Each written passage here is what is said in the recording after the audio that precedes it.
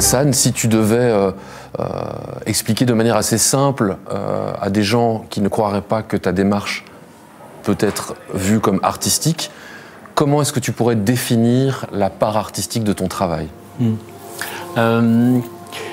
D'abord, mon métier, c'est d'abord un métier d'artisan, où je vais plutôt faire un groupement de talents, que ce soit mes gars dans la cuisine ou bien mes producteurs.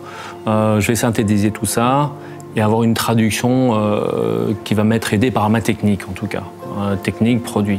Et la part finalement artistique, c'est la partie émotionnelle, la manière dont je vais transformer les choses pour en faire une lecture très spécifique, quoi. Si tu devais me donner quelques influences qui arrivent jusque dans ta cuisine, on peut parler de peinture, on peut peut-être parler de photos, de voyages.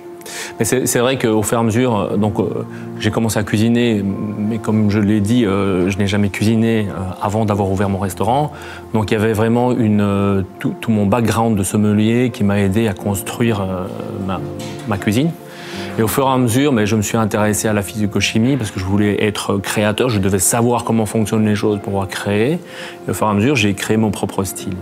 Mais le style a été influencé aussi par énormément d'artistes, que ce soit Soulage, que ce soit Jackson Pollock, que ce soit Leschinski ou bien Kandinsky. Enfin, tout ça m'a aidé énormément à structurer. En fait. Et j'ai eu des périodes, comme les artistes ont des périodes bleues ou des périodes rouges, etc.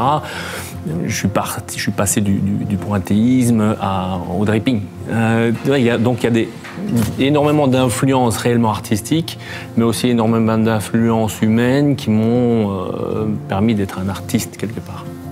Quand on voit tes assiettes, on sent clairement qu'il y a un énorme travail sur la couleur, on en parlait tout à l'heure.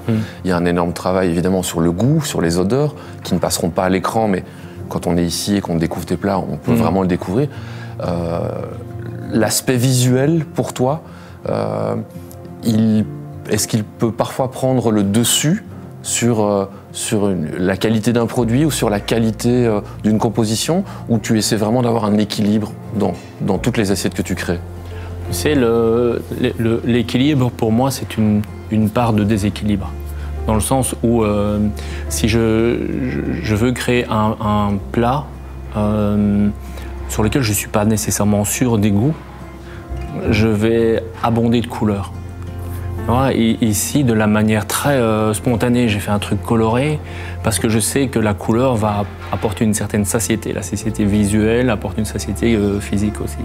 Donc c'est des éléments de neurophysiologie de goût. Mais si je suis certain de mes goûts, je vais être hyper simple, parfois très monochrome, sans en révéler visuellement, mais que la surprise soit en bouche. C'est toujours des équilibres déséquilibrés. Et je trouve ça intéressant, en fait, de ne pas se dire « ça doit être nécessairement équilibré en goût et en couleur ». J'aime bien que ça parte aussi dans des imprévus. Si tu devais nous révéler un souvenir gustatif, lié par exemple à l'enfance ou pas, peut-être quelque chose qui t'a vraiment marqué et que tu n'oublieras jamais? C'est pas toujours évident comme genre de question, mais il faut le temps d'y réfléchir. Et d'y avoir réfléchi, ça me rappelle quand j'étais gamin, quand j'avais 4-5 ans, j'allais chercher des herbes dans les prés. Je vivais à la ferme, je faisais chauffer des cailloux au soleil, je mettais ça dans de l'eau et je me faisais une petite décoction d'herbes. Et aujourd'hui, en allant dans les sauvages, je me suis dit ça, c'est un goût que je connais. Donc ça m'a rebasculé en arrière. Donc ça, c'est un goût d'enfance. Voilà, petite tradition dans l'émission, portrait que je t'offre bien volontiers. Ah ben, magnifique. Et j'en profite pour te remercier pour ton accueil. Merci à toi. Beaucoup. Ça me ressemble? C'est pas à moi de le dire. Ouais. Ben, merci.